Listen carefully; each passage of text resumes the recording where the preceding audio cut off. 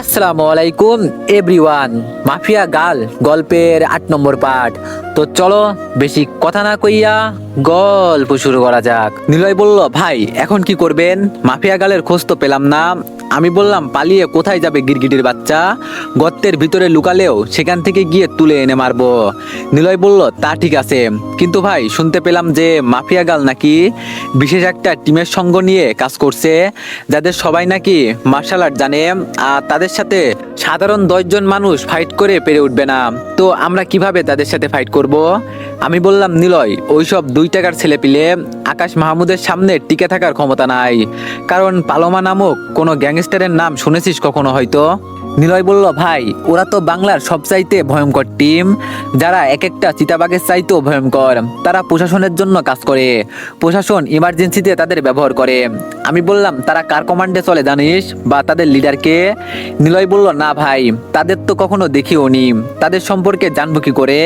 আমি বললাম, তাদের সব কয়টার লিডার তোদের চোখের সামনে দাঁড়িয়ে আছে। আকাশ মাহমুদ ওরফে আগুন। যখন 2017 সালে রক্তবন্যা বইয়েছিলাম, তখন তারা সব কয়টা আমার সাথে ছিল। কয়েকটা টিমকে একাই গিলেছিল এই পালোমা নামক হায়নাগুলো।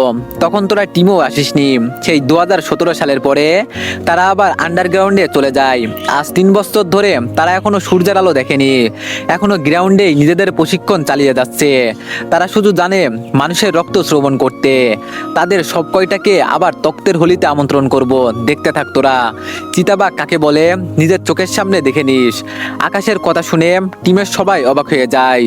যেই পালোমা নামক হায়না গ্যাংয়ের কথা পুরো বাংলায় জানে, যাদের নাম শুনলেই মানুষ থরথর করে কাঁপে, তারাই নাকি তাদের টিমের ছেলেপিলে। তারা জানো নিজের কানকেই বিশ্বাস করাতে পারছে না যে তারা নিজের কানে কি শুনলো এখন। আমি বললাম, হয়েছে, যে যার মতো বাড়িতে যা, আর আমাদের ছেলেপিলেকে নিয়ে গিয়ে হাসপাতালে অ্যাডমিশন করা, আর লাশ সব কয়টাকে এভাবে ফেলে রাখ এখানে। নিলয় বলল, আচ্ছা ভাই, সবাই জানো এখনো একটা ঘরের মধ্যে আছে। এই দিকে আমি বাসায় চলে আসলাম, কিন্তু ভিতরে এখনো আগুন জ্বলছে। আমার মাফিয়া গালকে চাই। এইসব নিয়ে ভাবছিলাম, ঠিক তখনই শামীম ফোন দেয়। শামীম বলল, দোস্ত, তুই না গ্রাম থেকে আসার সময় ঈশিতার জন্য ভালো একটা কলেজ দেখতে বলেছিলি? আমি বললাম, হ্যাঁ। শামীম বলল, আমি একটা কলেজ দেখেছি, তুই কাল পরশুর মধ্যে ঈশিতাকে নিয়ে অ্যাডমিশন করিয়ে দিস। আমি বললাম, ওকে। শামীমের সাথে কথা শেষ করে ঈশিতার আম্মুকে ফোন দিলাম। আন্টি বলল, হ্যাঁ বাবা বলো। আমি বললাম, কালকে সকালে ঈশিতার কাপড় চোপড় গুছিয়ে তাকে গাড়িতে তুলে দিবেন, এখানে কলেজে অ্যাডমিশন করিয়ে দিব আমি তাকে। আন্টি বলল, আচ্ছা বাবা। তারপর ফোন রেখে দিলাম। শরীর ক্লান্ত, খেতেও ইচ্ছে করছে না, না খেয়ে ঘুমিয়ে পড়লাম। সকালবেলা ঘুম থেকে উঠতে উঠতে প্রায় 10টা বেজে গেল। আজ কলেজে যাওয়া হবে না। উঠে ফ্রেশ হয়ে বাইরে চলে গেলাম ঘোরাঘুরি করার জন্য। ঘোরাঘুরি বললে ভুল হবে, মাফিয়া গালের তথ্য বের করার জন্য একটা জায়গায় গিয়েছিলাম। মাফিয়া গালের পুরো টিমের তথ্য আমি পেয়ে গেছি, শুধু আন্ডারগ্রাউন্ডে কে কে যুক্ত আছে মাফিয়া গালের সাথে এটাই জানা বাকি। ইনশাল্লাহ সেটাও পেয়ে যাব। তারপর বাসার দিকে রওনা হলাম। ঠিক তখনই ঈশিতা আমার ফোনে ফোন দিল। সাথে সাথে বাসায় না গিয়ে স্টেশনে চলে গেলাম। সেখান থেকে গিয়ে ঈশিতাকে রিসিভ করে নিলাম। পরে দুপুরবেলা শামীমের দেওয়া কলেজে গিয়ে ঈশিতাকে অ্যাডমিশন করিয়ে দিলাম, সাথে কলেজ হোস্টেলে থাকার ব্যবস্থাও করে দিয়েছি। তারপর সব কাজ শেষ করে বিকালে বাসায় ফিরে আসলাম। বাসায় এসে চাবি দিয়ে দরজা খুলতে ধরলাম, কিন্তু দেখি দরজা খুলছে না। অনেকক্ষণ গুতাগুতি করলাম, না তাও খুলছে না। ভাবছি দরজা ভেঙে ফেলবো।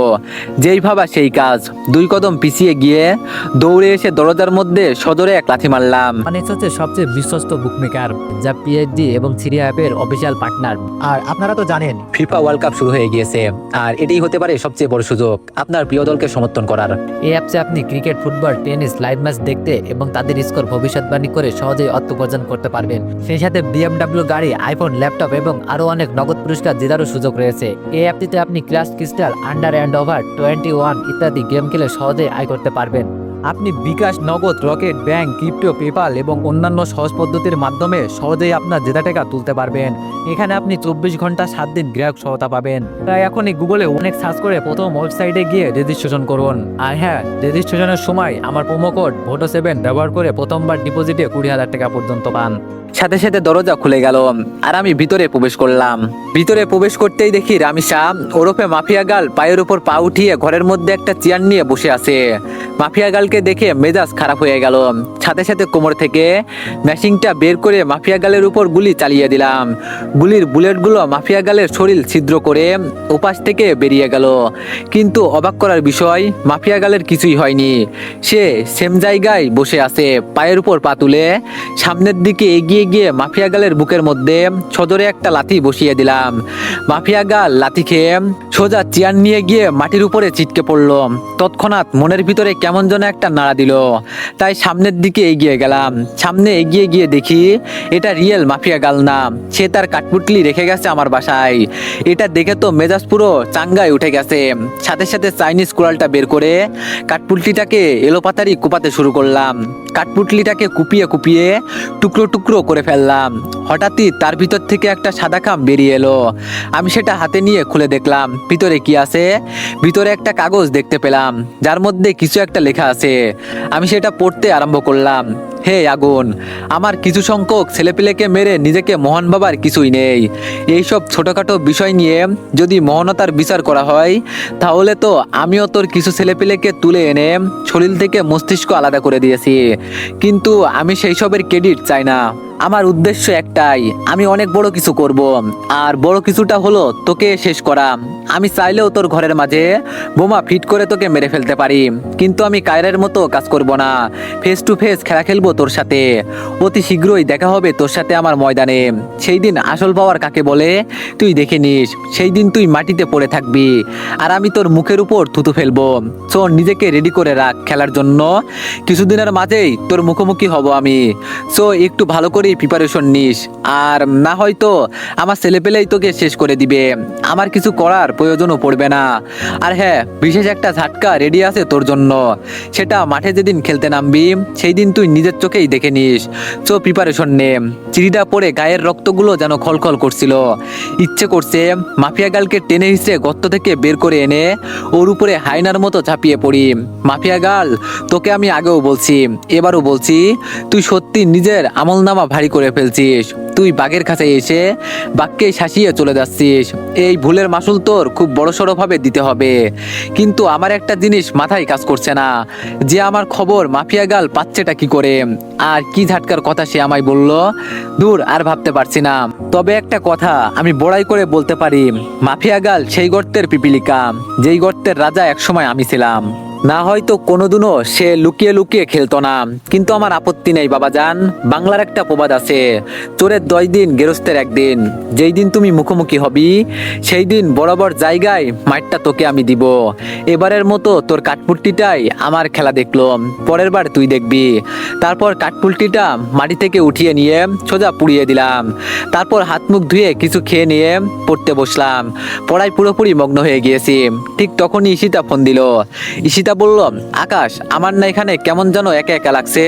প্লিজ কাল তুমি একবার আমার সাথে দেখা করে যেও। আমি বললাম, আরে পাগলি মেয়ে, একা একা লাগার কি আছে? আমি তো এই শহরেই আছি, তাই না? একদম টেনশন করবে না তুমি। আমি আগামীকাল এসে তোমার সাথে দেখা করে যাব। ঈশিতা বলল, আচ্ছা। আর খেয়েছো তুমি? আমি বললাম, হ্যাঁ, নাস্তা করে পড়তে বসেছি, তবে রাতের খাবার এখনো খাইনি, পড়া শেষ করে খাবো। তুমি খেয়েছো? ঈশিতা বলল, আচ্ছা তাড়াতাড়ি খেয়ে নিও কিন্তু। আর হ্যাঁ, আমিও খেয়েছি। দারোয়ান চাচা এসে বিরিয়ানি দিয়ে গেছে আমাকে। বলেছে তুমি নাকি আমাকে আসার সময় আমাকে দেখাশোনা করতে বলে এসেছো, তাই সে বিরিয়ানি দিয়ে গেছে। আমি বললাম, হ্যাঁ, আমি দারোয়ান চাচাকে বলে এসেছি তোমার দেখাশোনা করতে।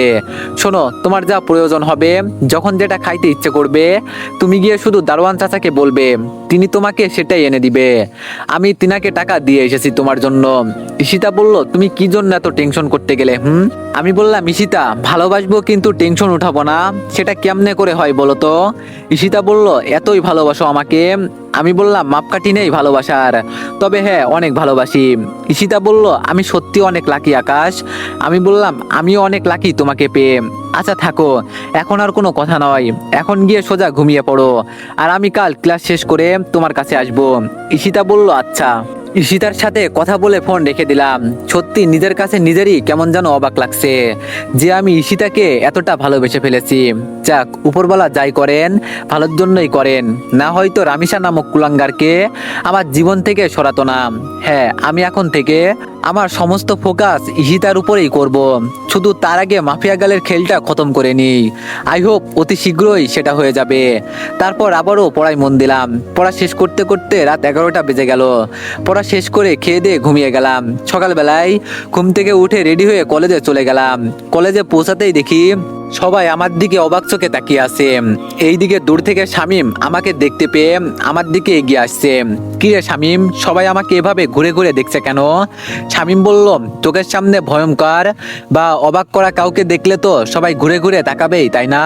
আমি বললাম, বাপরে বাপ, তোরা দেখি জিনিসটা একটু হলে সেটাকে আরো টেনে টুনে লম্বা বানিয়ে ফেলিস।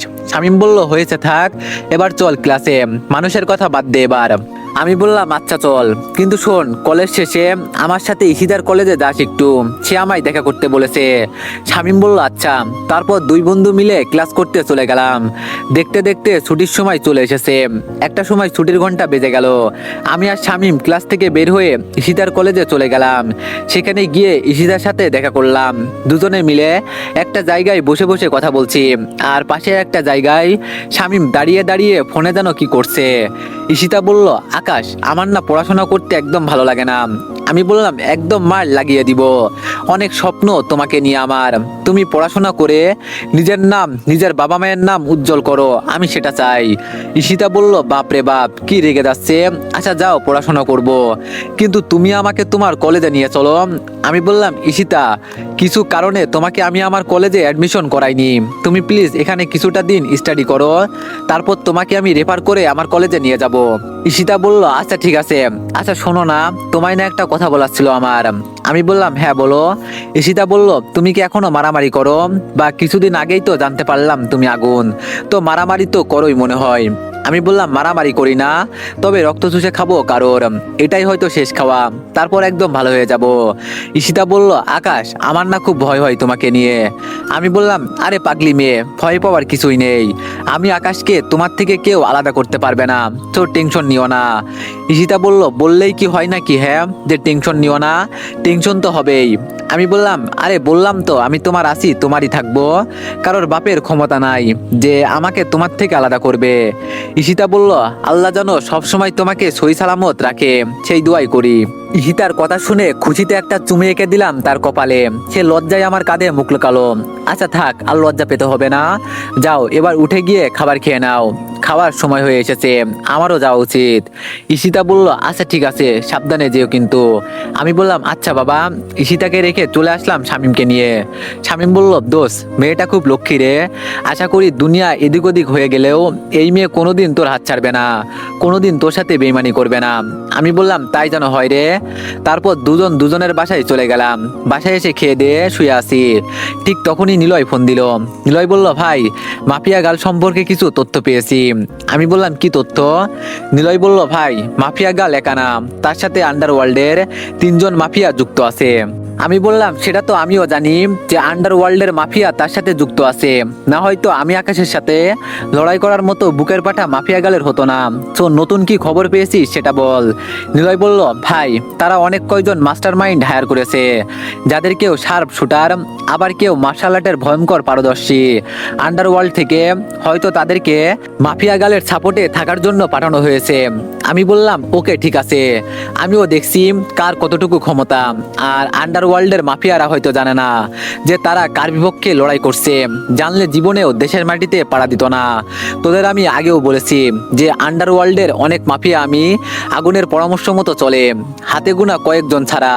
তো সমস্যা নেই, খারাপ মতলব নিয়ে এসেছে, এবার মরবে সব কয়টা। নিলয় বলল, ভাই, আমরা কি তাদের সাথে পেরে উঠবো? আমি বললাম, আমরা বলতে তোদেরও লাগবে না, আমি আগুন একা মাঠে কিভাবে গুটি চালি সেটা খালি দর্শক হিসাবে দাঁড়িয়ে দাঁড়িয়ে দেখিস। নিলয় বলল, ভাই, কি বলছেন এসব, আমরা কি করব তাহলে? আমি বললাম, শোন, যেই মাফিয়াগুলা আমি আগুনের পিছনে লেগেছে তারা সত্যি আমার আসল রূপ দেখেনি। যেই দিন মুখোমুখি হবে আমার, সেই দিন বাঘে সিংহের লড়াইয়ে কে যেতে তাকিয়ে দেখবি শুধু তোরা। আর তোদের একেবারেই লাগবে না তা না, লাগবে শুধু সাপোর্টের জন্য। নিলয় বলল, ভাই আপনি কি বলেন জানি না, তবে এটুকু বলবো, ময়দানে আপনার গায়ে কোনো আঘাত বসার আগে সেটা আগে আমি নিলয়ের গায়ে লাগবে। আমি বললাম, আচ্ছা থাক, আর উত্তেজিত হতে হবে না, চুপচাপ প্রিপারেশন নিয়ে বসে থাক। নিলয় বলল, আচ্ছা ভাই। নিলয়ের সাথে কথা বলে ফোন রাখতে না রাখতেই একটা মেসেজ আসলো ব্ল্যাক নাম্বার থেকে। নাম্বার দেখেই অনুমান করে ফেললাম কে এটা। আমি সাথে সাথে মেসেজটা ওপেন করলাম। আকাশ মাহমুদ ওরফে আগুন, শোন, তোর সাথে ওপেন খেলার সময় এসে গেছে। তোর কত শক্তি সামগ্রী আছে নিয়ে আসিস সব কয়টাকে, দেখবো কে যেতে। আগামীকাল রাত 9টায় ফরেস্টের লাল মাঠে অপেক্ষা করব তোর জন্য। যদি তুই কাপুরুষ না হোস তাহলে নিজের মৃত্যুর হাজিরাটা এসে দিয়ে যাস। তারপর আমি আমার রাজত্ব করব এই দেশে। আমার নামের মিছিল হবে মাফিয়া গাল, যে কিনা মাফিয়াদেরও বড় মাফিয়া। মেসেজটা পড়ে চরম লেভেলের হাসি আসলো। মনে মনে উপহাস করে বললাম, ওকে ব্রো, ঠিক আছে, আগামীকাল এই খেলাটা হবে। আগামীকালের অপেক্ষা করতে লাগলাম। এইদিকে আমি নিলয়কে বলে দিয়েছি আমাদের সমস্ত ছেলেপিলেকে নিয়ে রেডি থাকতে। সেটা এমনি বলেছি। আমি জানি মাফিয়া গালের মতো মেয়েকে মারতে জলকামান লাগবে না, তবুও তাদেরকে আসতে বলেছি। মনে মনে ভয়ঙ্কর লেভেলের একটা প্রতিজ্ঞা করে বসলাম। কাল মাফিয়া গালের কি ভয়ঙ্কর লেভেলের মৃত্যু যে হবে আমার হাতে তা উপরওয়ালাই জানে। দেখতে দেখতে রাত পেরিয়ে পরের দিনে সূর্য উদয় হলো। আজ আর কলেজে যাইনি, শান্তভাবে দিনটা কাটিয়ে দিলাম। সন্ধ্যার বাজে 6টা। নিলয়কে ফোন করে বলে দিলাম ছেলেপিলেকে নিয়ে আগ থেকেই পজিশন নিয়ে থাকতে। নিলয় বলল, ভাই আপনি টেনশন করিয়েন না, আমরা রেডি থাকবো আজ থেকে। এইদিকে আমি রাত 9টা বাজতেই একা একা হেঁটে হেঁটে ফরেস্টের মাঠে চলে গেলাম। সেখানে গিয়ে দেখি কেউ নেই। আশেপাশে চোখ পাকিয়ে তাকাতে লাগলাম, কিন্তু তেমন কাউকেই দেখতে পাচ্ছি না। আর বড় কথা, কুয়াশা পড়েছে ভয়ঙ্কর লেভেলের, তাই বেশি দূর পর্যন্ত দেখা যাচ্ছে না। আমি চুপচাপ সেখানে মাটির উপরে বসে পড়লাম। বসে বসে অপেক্ষা করছি মাফিয়া গালের। হঠাৎই দেখি অন্ধকার থেকে ডাক ডেভিল মাফিয়া গাল, সে তার ভয়ঙ্কর আকৃতির দানবগুলোকে সাথে নিয়ে বেরিয়ে এলো। আমি শান্তভাবেই বসে আছি। মাফিয়া গাল তার ছেলেপিলে নিয়ে অন্ধকার থেকে আলোতে বেরিয়ে এসেছে। আমি মাফিয়া গালকে দেখে বসা থেকে উঠে দাঁড়ালাম। মাফিয়া গাল বলল, বাহ, তুই এসেছিস তাহলে। আমি বললাম, বহুদিন পর রামিসার সেই চিরচেনা ভয়েস শুনতে পেলাম। আমি কায়ন নয় যে আসবো না, মুখোমুখি হওয়ার ক্ষমতা আমার আছে। রামিসা বলল, অনেক বড় বড় কথা বলছিস দেখি যে, আর তুই একা কেন? তোর কি জানের ভয়টয় কিছুই নেই না? আমার হাতে মরার তোর খুব ইচ্ছে কোনটা? মাফিয়া গালের কথা শুনে গায়ে আগুন ধরছে মতন করে সারা শরীর জ্বলতে শুরু করলো। আজ বহুদিন পর বেইমানটাকে চোখের সামনে দেখেছি। ওকে দেখে ইচ্ছে করছে ওর উপরে হায়নার মতো ঝাঁপিয়ে পড়ি, তারপরও সমস্ত অঙ্গ অক্ষত করে দেই। রামিসা বলল, কিরে কি ভাবছিস? না মরণ সামনে দেখে শক্ত হয়ে গেছিস? আমি হাসি দিয়ে বললাম, হাসি আসলো কথা শুনে। রামিসা বলল, হেসে নে ভালো করে, একটু পরে হাসার সময় পাবি না, কারণ একটু পর আমার ছেলে পেলেই তোকে শেষ করে দিবে, আমার কিছুই করতে হবে না। আমি বললাম, আরে পাগলি থামো, এইসব 2 টাকার ছেলেপিলে দিয়ে আগুনের গায়ের পশমও বাঁকা করতে পারবে না। আগুনকে মারতে হলে পুরো খানদান লাগবে, তাও মারতে পারিস কিনা সন্দেহ। রামিসা বলল, আগুন তোর আসলেই মরার পাকনা গজিয়েছে। মৃত্যুকে সামনে রেখেও কত বড় বড় কথা বলছিস। একবার চোখ পাকিয়ে দেখতো আশেপাশে ভালো করে হায়নাগুলোকে। আমি যদি তাদের একবার ইশারা দিই তাহলে ধরে নে তোকে এখানেই টুকরো টুকরো করে ছিঁড়ে খেয়ে ফেলবে। আমি বললাম, বাহ, এত ক্ষমতা তোর ছেলেপিলের, তাহলে দেখি পাটা আমায় মারার জন্য। আমিও দেখি তাদের মধ্যে কত দম। রামিসা বলল, দমের কিছুই দেখিসনি এখনো। আজ এত ছেলেপিলে এখানে এসেছে যে তুই একা জীবিত ফিরতে পারবি না। তোকে আমার সমস্ত ছেলেপিলে নিশানা বানিয়ে ফেলেছে। একে তো হায়েনাদের সামনে পড়ে গেছিস, দ্বিতীয় সাপ শুটারদের নিশানাই তুই। সবাই নিজের পজিশন থেকে তোকে নিশানা বানিয়ে রেখেছে। আমি বললাম, মাত্র এইটুকু তোর খেলা? তাহলে আমার খেলার রুলস জেনে নে। মাটি থেকে একটা কায়েম উঠিয়ে একটা গোল চত্বর বানিয়ে নিলাম। শোন, এই যে দেখছিস আমার চারপাশে গোল চত্বরটা, আমায় মারা তো দূরের কথা, এই গোল চত্বরটার ভিতরে যদি কেউ ঢুকতে পারে তাহলে তোর পায়ে গিয়ে হামাগুড়ি খেয়ে পড়বো আমি। তারপর তোর যেভাবে ইচ্ছা হয় আমায় মারিস। রামিসা বলল, কি এমন অলৌকিক ক্ষমতা আছে যে যে আমার ছেলেপিলে তোর গোল চত্বরের ভিতরে ঢুকতে পারবে না? পাগল টাগল হয়ে গেছিস নাকি? আমি বললাম, অলৌকিক ক্ষমতা নাকি কি সেটা গোল চত্বরের সামনে আসলেই নিজের চোখে দেখতে পারবি। রামিসা বলল, ওকে ঠিক আছে, আমিও দেখছি তোর অলৌকিক ক্ষমতা। এই তোরা সব কয়টা মিলে গিয়ে বেটাকে মেরে কিমা বানিয়ে ফেল। মাফিয়া গালের কথা মতো তার ছেলেপিলে আকাশকে মারার জন্য দৌড়ে আসে। কিন্তু অবাক করার বিষয় হলো, যখনই তারা গোল চত্বরের সামনে আসে তখনই সব কয়টা মাটির মধ্যে লাশ হয়ে লুটে পড়ে। মাফিয়া গাল এই দৃশ্য দেখে ঘাবড়ে যায়। রামিসা বলল, কি রে, কি হচ্ছে এটা কি? তার মানে তুইও প্ল্যান করে এসেছিস? আগুন, তুই কিন্তু কাজটা ভালো করলি না। আমার কিছু সংখ্যক ছেলেকে মেরে নিজেকে অনেক বড় কিছু দাবি করছিস। মনে রাখিস, আমার সাথে দাঁড়িয়ে থাকা হায়েনাগুলোর সামনে তোর হাজারো প্ল্যান ধুলোয় মিশে যাবে। আমি বললাম, দেখি তাদেরও সামনে পাঠা। রামিসা বলল, এই হায়েনার দল, তোরা গিয়ে বেটাকে মার, বেটা যেন আজকে কোনোভাবেই পালাতে না পারে। মাফিয়া গালের কথা শুনে হায়ানার দলটা আকাশকে মারার জন্য এগিয়ে আসে। ঠিক সেই সময় পিছন থেকে পালামা নামক নরপশুগুলো এসে আকাশের সাথে দাঁড়ায়। সবগুলোকে দেখতে কেমন যেন ভয়ঙ্কর রক্তচোষা লাগছে। মাফিয়া গালের মার্শাল আর্ট স্পেশালিস্ট সামনে এগিয়ে আসতেই মিনিটের মধ্যে পালামাগুলো তাদের নাড়িভুড়ি বের করে মেরে ফেলে। মাফিয়া গাল এই ভয়াবহ দৃশ্য দেখে থরথর করে কাঁপতে শুরু করে। আমি বললাম, আর কেউ আছে আগুনকে মারবে এমন বীর পালোয়ান? মাফিয়া গাল বলল, আগুন, তুই কিন্তু আমায় চিনিস না, আমি কিন্তু তোকে জলজান্ত পুঁতে ফেলবো। এখনো তুই আমার পাওয়ার দেখিসনি। আমার ছেলেদের হয়তো তুই মেরেছিস, কিন্তু মাথায় রাখিস বিভৎস কিছু তোর জন্য অপেক্ষা করছে। তুই তোর ছেলে পেলে সব কয়টা ফেসে গেছিস, তোরা সব কয়টাই আমার নিশানায়। আমি বললাম, আচ্ছা ঠিক আছে, তোর নিশানাবাজদের শুট করতে বল। রামিসা বলল, এই তোরা সবাই শুট করে খুলি উড়িয়ে দে আগুন আর তার ছেলে পেলেদের। মাফিয়া গাল সিগন্যাল দিয়ে দেয় শুট করার জন্য, কিন্তু অবাক করার বিষয়, কেউই গুলি চালাচ্ছে না। রামিসা বলল, এই তোরা গুলি চালাচ্ছিস না কেন? আমি বললাম, কি চালাচ্ছে না গুলি? তোর সাপ শুটাররা, তোর কথায় আর গুলি চলবে না। দেখ আসল খেলা কাকে বলে। এই তোরা চালা গুলি।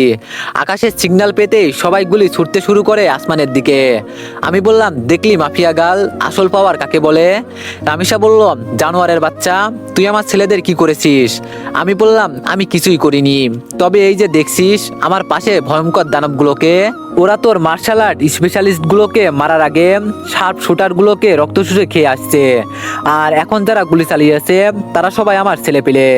একবার ভালো করে তাকিয়ে দেখ আশেপাশে, যে তোর নিজের দলের কাউকে দেখতে পাস কিনা। মাফিয়া গাল চোখ পাকিয়ে দেখে তার দলের একটা ছেলে পেলেও নাই, সব কয়টা রক্তাক্ত অবস্থায় মাটির মধ্যে পড়ে আছে। আর চতুর্পাশে দলে দলে আকাশের ছেলে পেলে। আমি বললাম, কি দেখলি তো খেল কাকে বলে? রামিসা হাসতে হাসতে বলল, আগুন, হাসি আসছে, তুই কি মনে করছিস যে মাফিয়া গালের খেল খতম? তুই তার সব ছেলেপেলেকে মেরে ফেলেছিস। তাহলে আগুন শোন, একটা কথা বলি তোকে, তুই ভালো করে জানিস যে আমি তোর চোখের ঘুম এমনি এমনি হারাম করিনি। ব্রেনের খেলা আমিও খেলতে পারি, তাই তোর মতো 2 টাকার আগুনকে কুকুরের মতো দৌড়াইছি। এবার তুই সত্যি মরবি। মাফিয়া গালও কম খেলতে পারে না, এবার তুই সেটা নিজের চোখে দেখবি। 1 থেকে 10 পর্যন্ত গণনা কর, তারপরেই কিছু দেখতে পারবি। মাফিয়া গাল এটা বলতে না বলতেই আন্ডারওয়ার্ল্ডের 2 জন মাফিয়া তার পুরো দলবল নিয়ে চলে আসে। আমি বললাম, ও আচ্ছা, এই 2 জন মাফিয়া তাহলে তোর সাপোর্টে ছিল, কিন্তু আফসোস এরা নিজের দেশের মাটিতে ফিরে যেতে পারবে না। এই পালোমার দল, তোরা সব কয়টাকে উপরের টিকিট ধরিয়ে দে। আর আমি মাফিয়া গালকে দেখছি, ওর খেলা আমি বের করছি। পালোমারা ভয়ঙ্কর রক্ত যুদ্ধ শুরু করে দিয়েছে। এইদিকে আমি এগিয়ে গেলাম মাফিয়া গালের কাছে। মাফিয়া গাল, সত্যি তুই আজ শেষ নিঃশ্বাস ত্যাগ করবি বলে মাফিয়া গালের হাত দুটো শক্ত করে ধরে ফেললাম, কিন্তু সে আমাকে অবাক করে দিয়ে পা ঘুরিয়ে সোজা বুকের মধ্যে লাথি মেরে দিল। রামিসা বলল, এখন খেলে মজা আসছে আগুন, আয় তোর সাথে শেষ খেলাটা খেলে ফেলি। বলেছিলাম না তোকে আমি মারবো, সো আমি মারবো। মাফিয়া গালের থেকে লাথি খেয়ে শরীরের রক্ত যেন খলখল করছিল পুরো। মেয়ে বলে এতটা সময় নিজেকে সংযত রেখেছিলাম, কিন্তু এখন আর না। দৌড়ে গিয়ে মাফিয়া গালের গালে মধ্যে সোজা একটা থাপ্পড় বসিয়ে দিলাম। সে ঘুরে মাটিতে পড়ে গেল। সে মাটিতে পড়ার সাথে সাথে তার চুলের মুঠি ধরে তার মুখখানা মাটির সাথে চেপে ধরলাম। হারামির বাচ্চা, এবার পালাবি কোথায়? আজ তোর পাওয়ার আমি বের করে দিব। অন্যদিকে পালোমারা আন্ডারওয়ার্ল্ডের মাফিয়া এবং তার ছেলেপেলেদের মেরে ফরেস্ট মাঠ পুরো শ্মশানঘাট বানিয়ে দিয়েছে। ধামধুম খালি মাটির উপরে লাশ পড়ছে একটার পর একটা। বল, আর কত তেজ বাকি আছে তোর মধ্যে? দেখছিস আমার ছেলেপেলেদের অবস্থা কি ভয়ানকভাবে সব কয়টাকে পেটাচ্ছে। ওদের মতো তোরও আজকে শেষ দিন, তোর সমাধিটা আমি গড়ে দিব এবার। হারামির বাচ্চা, আমায় মারতে আসিস তুই? এটা বলে আরো শক্ত করে চেপে ধরলাম মাফিয়া গার্লকে মাটির সাথে। ঠিক সেই সময় পেছন থেকে কেউ একজন এসে আমাকে সদরে ধাক্কা দিয়ে মাটির উপরে ফেলে দেয়। পাশেই পাথরের একটা টুকরো ছিল, আমার হাত গিয়ে বেফাস ভাবে পাথরের টুকরোটার উপরে পড়ে। আর সেই মানুষটা এসে মাফিয়া গার্লকে মাটি থেকে তুলে নিয়ে সেখান থেকে পালিয়ে যায়। মানুষটা মাফিয়া গার্লকে নিয়ে পালানোর সময় আমি তাকে দেখে ফেলি। আমি মানুষটাকে দেখে যেন নিজের চোখকেই বিশ্বাস করতে পারছি না। আল্লাহ, এ তো ঈশিতা, যে কিনা আমার চোখের সামনে মাফিয়া গার্লকে বাঁচিয়ে নিয়ে পালিয়ে গেল। আমি থ হয়ে সেভাবেই মাটির মধ্যে পড়ে আছি। তো এভরিওয়ান, নেক্সট পার্টের জন্য সবাই একটু বেশি বেশি লাইক আর একটা করে কমেন্ট করে দিও। ধন্যবাদ।